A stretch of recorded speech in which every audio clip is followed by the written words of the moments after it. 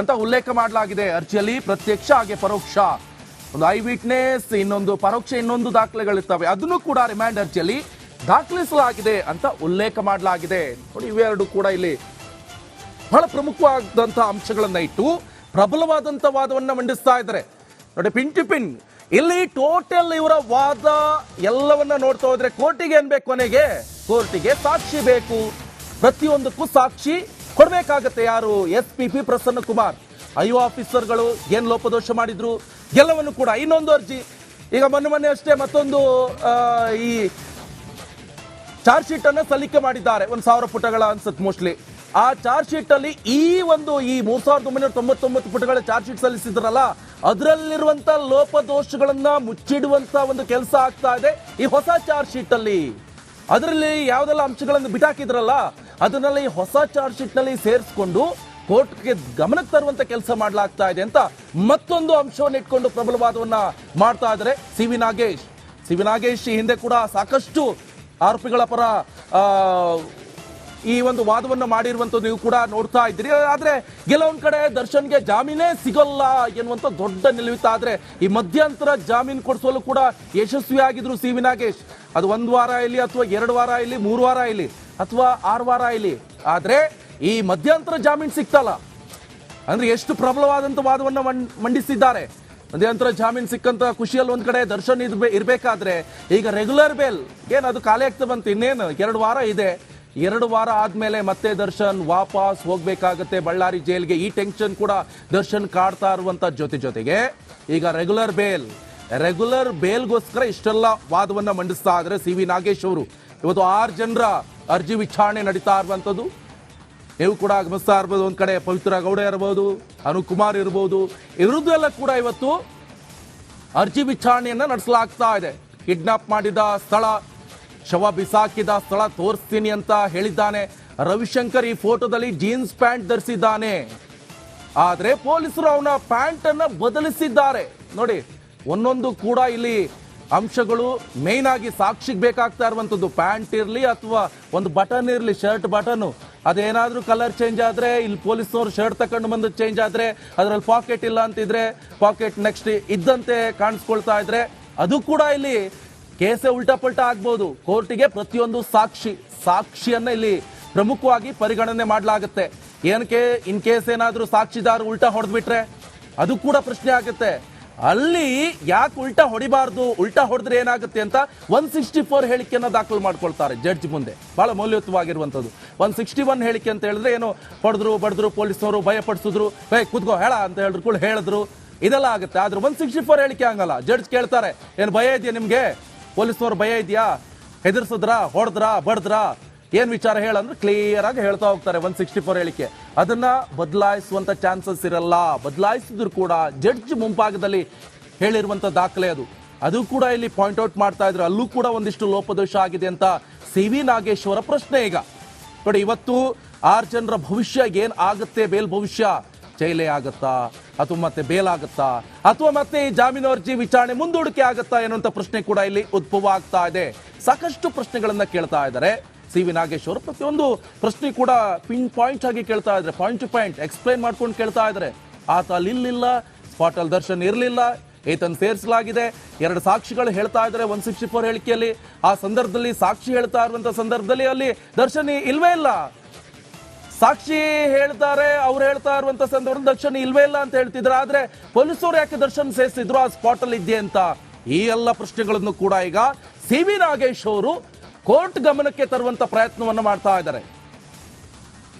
ಈ charge sheet ನಲ್ಲಿ ಏನೆಲ್ಲ ಅಂಶಗಳನ್ನ ಉಲ್ಲೇಖ ಮಾಡಿದ್ರು, ಯಾವ್ದೆಲ್ಲ ಅಡ್ಡಿ ಆಗ್ತಾ ಇದೆ ಈಗ ದರ್ಶನ್ಗೆ. ನೋಡಿ, ಫಸ್ಟ್ ಈಗ ಕಿಡ್ನಾಪ್ ಮಾಡಲಾಗಿದೆ. ನೋಡಿ, ಕಿಡ್ನಾಪ್ ಅನ್ನೇ ಹಿಡ್ಕೊಂಡಿದ್ದಾರೆ. ಕಿಡ್ನಾಪ್ ಮಾಡಲಾಗಿಲ್ಲ, ಆತನೇ ಕಾರ್ ಹತ್ಕೊಂಡು ಬಂದಿದ್ದಾನೆ, ಆತನೇ ಅಲ್ಲೆಲ್ಲೋ ಬಾರಲ್ಲಿ ಹೊಯ್ಕೊಂಡು ಡ್ರಿಂಕ್ಸ್ ತಕೊಂಡು ಅದನ್ನ ಫೋನ್ ಪೇ ಮಾಡಿದ್ದಾನೆ. ಅಂದ್ರೆ ಕಿಡ್ನಾಪ್ ಮಾಡಿಲ್ಲ ಅಂತ ಆದ್ರೆ ಆಯ್ತು.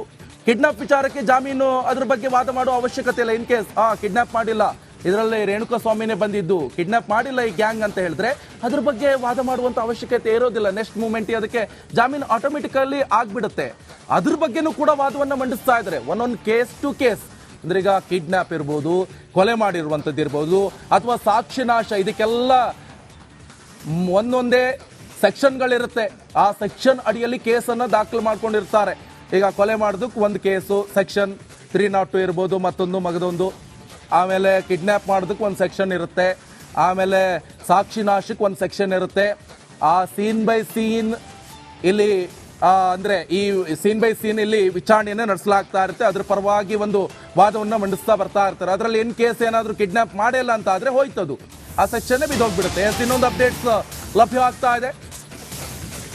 ಸುಪ್ರೀಂ ಕೋರ್ಟ್ ಆದೇಶಗಳನ್ನ ಉಲ್ಲೇಖ ಮಾಡ್ತಿದ್ದಾರೆ ಸಿ.ವಿ. ನಾಗೇಶ್. ಗೈಡ್ ಲೈನ್ಸ್ ಗಳನ್ನ ಯಾವ ರೀತಿ ಉಲ್ಲಂಘನೆ ಮಾಡಿದ್ದಾರೆ ಎನ್ನುವಂಥದ್ದು ಉಲ್ಲೇಖ. ಪೊಲೀಸರು ಯಾವ ರೀತಿ ಉಲ್ಲಂಘಿಸಿದ್ದಾರೆ ಅಂತ ಸಿ.ವಿ. ನಾಗೇಶ್ ವಾದ ಮಾಡ್ತಿದ್ದಾರೆ. ನೋಡಿ, ಇದು ಕೂಡ ಈಗ ಇಂಪಾರ್ಟೆಂಟ್ ಆಗುತ್ತೆ. ಸುಪ್ರೀಂ ಕೋರ್ಟ್ ಏನ್ ಗೈಡ್ ಲೈನ್ಸ್ ಗಳನ್ನು ಕೊಟ್ಟಿದೆಯಲ್ಲ, ಈ CRPC ಸೆಕ್ಷನ್ ಗಳನ್ನ ಇಟ್ಕೊಳ್ಬಹುದು, ಅಥವಾ ಈ ವಿಚಾರಣೆ ಸಂದರ್ಭದಲ್ಲಿ ಏನ್ ಲೋಪದೋಷ, ಅದೆಲ್ಲವನ್ನು ಕೂಡ ಏನು ಸುಪ್ರೀಂ ಕೋರ್ಟ್ ಆದೇಶ ಇರುತ್ತಲ್ಲ, ಆ ಆದೇಶ ಪ್ರತಿಯನ್ನು ಕೂಡ ಈಗ ಓದ್ತಾ ಇದ್ದಾರೆ. ಕೋರ್ಟ್ ಗಮನಕ್ಕೆ, ಹೈಕೋರ್ಟ್ ಗಮನಕ್ಕೆ ತರ್ತಾ ಇದ್ದಾರೆ. ಸುಪ್ರೀಂ ಕೋರ್ಟ್ ಏನು ಆದೇಶಗಳನ್ನ ಕೊಟ್ಟಿದೆಯಲ್ಲ ಅದನ್ನು ಕೂಡ ಈಗ ಹೈಕೋರ್ಟ್ ಗಮನಕ್ಕೆ ತರಿಸುವಂತ ಪ್ರಯತ್ನವನ್ನ ಮಾಡ್ತಾ ಇದ್ದಾರೆ ಸಿ.ವಿ. ನಾಗೇಶ್ ಅವರು. ಗೈಡ್ಲೈನ್ಸ್ ಅಲ್ಲಿ ಏನಿದೆ, ಸುಪ್ರೀಂ ಕೋರ್ಟ್ ಗೈಡ್ಲೈನ್ಸ್ ಏನ್ ಹೇಳುತ್ತೆ, ಆ ಗೈಡ್ಲೈನ್ಸ್ ಪ್ರಕಾರ, ಕಾನೂನು ಪ್ರಕಾರ ಗೊತ್ತಿರುತ್ತೆ. ಅದೆಲ್ಲ ಲಾಯರಿಗೆಲ್ಲ ಗೊತ್ತಿರುತ್ತೆ, ಜಡ್ಜ್ಗಳಿಗೆಲ್ಲ ಗೊತ್ತಿರುತ್ತೆ. ಆದ್ರೆ ಸಾಮಾನ್ಯರಿಗೆಲ್ಲ ಗೊತ್ತಿರೋದಿಲ್ಲ. ಅದಕ್ಕೆ ಹೇಳೋದು ಲಾಯರ್ ಕಲಿಬೇಕು, ಲಾಯರೇ ಅಲ್ಲಿ ವಾದವನ್ನ ಮಂಡಿಸ್ತಾರೆ. ಒಂದಿಷ್ಟು ಜನ ಅವ್ರವ್ರ ಕೇಸಿಗೆ ಅವರವರೇ ವಾದ ಪ್ರತಿವಾದ ಮಾಡ್ತಾರೆ. ಒಂದಿಷ್ಟು ಟ್ಯಾಲೆಂಟ್ ಇರುತ್ತೆ. ನೋಡಿ, ಇಲ್ಲೂ ಕೂಡ ಹಂಗೆ ಆಗ್ತಾ ಇದೆ. ನೋಡಿ, ಸುಪ್ರೀಂ ಕೋರ್ಟ್ ಆದೇಶ ಏನ್ ಹೇಳ್ತಾ ಇದೆ, ಗೈಡ್ಲೈನ್ಸ್ ಏನ್ ಹೇಳ್ತಾ ಇದೆ, ಅದನ್ನ ಪಾಲಿಸಿದ್ರ ಆಫೀಸರ್ಸ್ಗಳು, ಇನ್ವೆಸ್ಟಿಗೇಷನ್ ಆಫೀಸರ್ಗಳು ಅದನ್ನ ಸರಿಯಾಗಿ ಪಾಲನೆ ಮಾಡಿದ್ರ? ಹಾಗಾದ್ರೆ ಯಾಕೆ ಈ ಪ್ರಶ್ನೆ ಉದ್ಭವ ಆಯ್ತು ಅಂತ ಹೇಳಿದ್ರೆ, CRPC ಸೆಕ್ಷನ್ 172 ಏನ್ ಹೇಳುತ್ತೆ, ಅವ್ರಿಗೇನ್ ಕೇಸ್ ಇದ್ರ ಬಗ್ಗೆ ಪ್ರಗತಿ ಪರಿಶೀಲನೆ ಆಗ್ತಾ ಇದ್ದಿಲ್ಲ ಡೇ ಬೈ ಡೇ, ಅದನ್ನ ಯಾಕೆ ಉಲ್ಲೇಖ ಮಾಡಿಲ್ಲ ಕೇಸ್ ಡೈರಿಯಲ್ಲಿ? ಪ್ರತಿಯೊಂದು ಕೇಸ್ ಡೈರಿಯಲ್ಲಿ ಉಲ್ಲೇಖ ಮಾಡಬೇಕಾಗತ್ತೆ, ಯಾಕೆ ಮಾಡಿಲ್ಲ? ಆ ಪ್ರಶ್ನೆ ಕೂಡ ಇಲ್ಲಿ ಉದ್ಭವ ಆಗಿರುವಂತದ್ದು. ಇದರ ಜೊತೆಗೆ ಸುಪ್ರೀಂ ಕೋರ್ಟ್ ಗೈಡ್ಲೈನ್ಸ್ ಏನ್ ಹೇಳ್ತಾ ಇದೆ ಅದಿಷ್ಟನ್ನು ಕೂಡ ಈಗ ಮತ್ತೆ ಕೋರ್ಟ್ ಗಮನಕ್ಕೆ ತರುವಂತ ಕೆಲಸ ಮಾಡ್ತಾ ಇದ್ದಾರೆ ಸಿ.ವಿ. ನಾಗೇಶ್ ಅವರು. ಹಾಗಾದ್ರೆ ಈ ದರ್ಶನ್ಗೆ ಬೇಲ್ ಸಿಗಬಹುದಾ? ಕಾದ್ ನೋಡ್ಬೇಕಾಗತ್ತೆ. ಯಾಕಂದ್ರೆ ಅಷ್ಟು ಈಸಿಯಾಗಿ ಸಿಗುತ್ತಾಗಾದ್ರೆ ಇಲ್ಲ. ಒಂದಿಷ್ಟು ಸೆಕ್ಷನ್ಗಳು ಕೂಡ ಇದೆ 302, ಇದಕ್ಕೆ ಅಷ್ಟು ಈಸಿಯಾಗಂತೂ ಬೇಲ್ ಸಿಗೋಲ್ಲ. ಸೊ ಒಂದು ಕಾದ್ ನೋಡ್ಬೇಕಾಗತ್ತೆ. ನೋಡೋಣ ಯಾವ ರೀತಿಯಾಗಿ ವಾದವನ್ನ ಮಂಡಿಸ್ತಾ ಇದ್ದಾರೆ ಅಂತ ನಾವು ಕೂಡ ಗಮನಿಸ್ತಾ ಇದ್ವಿ. ಪ್ರಬಲವಾದಂತ ವಾದವನ್ನ ಮಂಡಿಸ್ತಾ ಇದ್ರೆ ಅದು ಕೂಡ ಸಿ.ವಿ. ನಾಗೇಶ್, ಹಿರಿಯ ವಕೀಲರು ಇವರು. ಸೊ ದರ್ಶನ್ ಪರ ವಕೀಲರು ಯಾವ ರೀತಿಯಾಗಿ ವಾದವನ್ನ ಮಂಡಿಸ್ತಾ ಇದ್ದಾರೆ ನಾವು ಕೂಡ ಗಮನಿಸ್ತಾ ಇದ್ವಿ. ಇದಕ್ಕೆಲ್ಲದಕ್ಕೂ ಕೂಡ ಸಾಕ್ಷಿಯನ್ನ ಕೊಡಬೇಕಾಗತ್ತೆ. ಇವ್ರೀಗ ಒಂದೊಂದು ಸಾಕ್ಷಿಯನ್ನ ಎಲ್ಲಿ ಲೋಪದೋಷ ಆಯ್ತು ಅಂತ ಹೇಳ್ಕೊಂಡು ವಾದ ಮಂಡಿಸ್ತಿದ್ರಲ್ಲ, ಶರ್ಟು, ಮೊಬೈಲು, ಚಪ್ಪಲಿ ಅಂತ ಹೇಳ್ಕೊಂಡು ಶೂನ ರಿಕವರಿ ಮಾಡ್ಕೊಂಡು ಬಂದಿದ್ರು, ಅಥವಾ ಏನ್ ಕತೆ, ಇದಕ್ಕೆಲ್ಲವೂ ಕೂಡ ಯಾಕೆ ಶೂ ತರಿಸಲಾಯಿತು, ಹಿಂದೆ ಕೂಡ ಅದನ್ನ ವಾದವನ್ನ ಮಂಡಿಸಿದ್ರು SPP ಪ್ರಸನ್ನ ಕುಮಾರ್. ಹಿಂದೆ ಕೂಡ ಈ ಮಧ್ಯಂತರ ಜಾಮೀನು ವಿಚಾರಕ್ಕೂ ಸಂಬಂಧಪಟ್ಟಂತೆ ಕೂಡ ಸಿ.ವಿ. ನಾಗೇಶ್ ಇದೇ ವಾದವನ್ನ ಮಂಡಿಸಿದ್ರು. ಈಗ ಮತ್ತೆ ಪುನರಾವರ್ತನೆ ಮಾಡ್ತಾ ಇದ್ರೆ, ಮತ್ತೆ ಕೋರ್ಟ್ ಗಮನಕ್ಕೆ ತರುವಂತ ಕೆಲಸ ಮಾಡ್ತಾ ಇದ್ರೆ, ಎಲ್ಲಿ ಸಣ್ಣ ಒಂದು ಹೋಲ್ ಸಿಕ್ಕರೂ ಸಾಕು ಅದಕ್ಕೆ ನುಸುಳುವಂತ ಪ್ರಯತ್ನ ಇದು. ಯಾಕಂತ ಹೇಳಿದ್ರೆ ಜಾಮೀನು ಅಂದ್ರೆ ಅಷ್ಟು ಈಸಿಯಾಗಿ ಸಿಗೋದಿಲ್ಲ. ಕೋರ್ಟ್ ಕನ್ವಿನ್ಸ್ ಮಾಡಬೇಕಾಗತ್ತೆ, ಜಡ್ಜ್ಗೆ ಇದೆಲ್ಲವನ್ನು ಕೂಡ ಗಮನಕ್ಕೆ ತರಬೇಕಾಗತ್ತೆ, ಏನು ಎತ್ತ ಅವೆಲ್ಲವನ್ನು ಕೂಡ.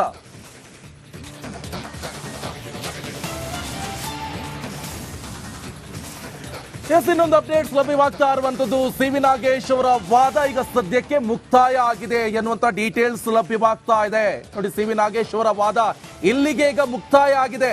ಈಗ SPP ಪ್ರಸನ್ನ ಕುಮಾರ್ ಇದಿಷ್ಟನ್ನು ಡೀಟೇಲ್ಸ್ ಅನ್ನ ಇಟ್ಕೊಂಡು ಏನೇನೆಲ್ಲ ಸಿ.ವಿ. ನಾಗೇಶ್ ಅವರು ವಾದವನ್ನ ಮಂಡಿಸಿದ್ದಾರೆ ಅದೆಲ್ಲವಕ್ಕೂ ಕೂಡ ಸಾಕ್ಷಿಗಳನ್ನ ಕೊಟ್ಬಿಟ್ಟು ಇವರು ಪ್ರತಿವಾದವನ್ನ ಮಂಡನೆ ಮಾಡಬೇಕಾಗತ್ತೆ.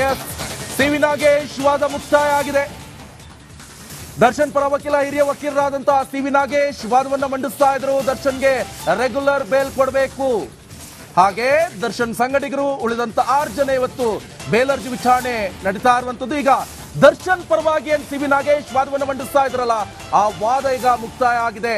ಇವರು ಏನೆಲ್ಲ ವಾದವನ್ನ ಮಾಡಿದ್ರು ಅವೆಲ್ಲವನ್ನ ಪಾಯಿಂಟ್ ಟು ಪಾಯಿಂಟ್ ಆಗಿ SPP ಪ್ರಸನ್ನ ಕುಮಾರ್ ಇದಕ್ಕೆ ಪ್ರತಿವಾದವನ್ನ ಮಂಡಿಸಬೇಕಾಗತ್ತೆ.